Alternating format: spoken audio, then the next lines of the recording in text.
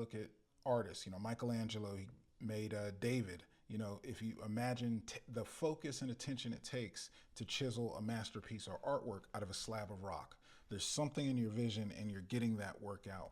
And so deep work is that emphasis that in today's modern culture, we have less and less time and focus. And so, what you can unlock is access to your genius, your creativity, your ability. They say 10,000 hours you have to put in before you master something. So, the principle is removing all distractions. Basically, these are, you could call them sprints, you could call them chunks of time, but you take 90 minutes to 2 hours, and that is a deep work session. Put the phone on vibrate, let everyone know not to bother you, and you focus on what it is that you're doing. This is going to do a few things for you. One, you program into your mind that you're going to take breaks. So you automatically have an intense focus.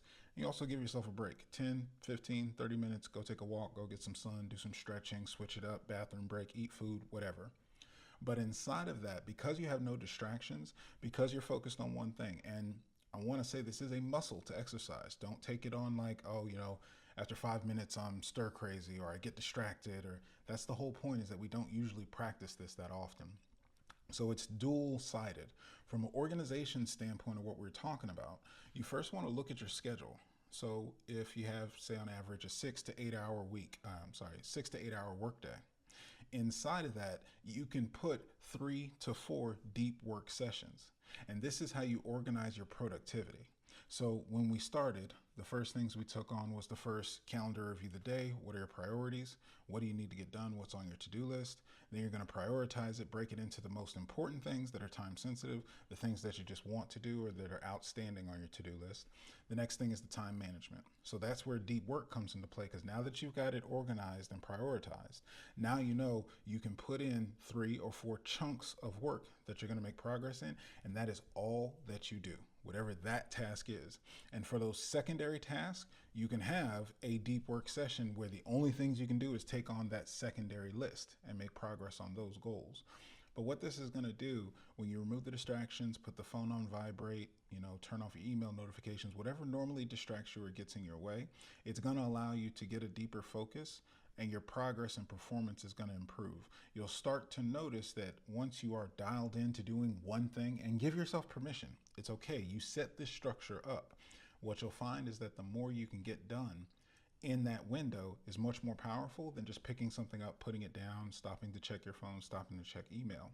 They say that for every time you break your attention, it slows you down by 15 minutes. So if you were writing a book, if you were completing a task or writing a paper, if you were to stop, check email and come back, even if it only took 30 seconds, it breaks your productivity, your train of thought, for 15 minutes of productivity. It's like accessing your creativity.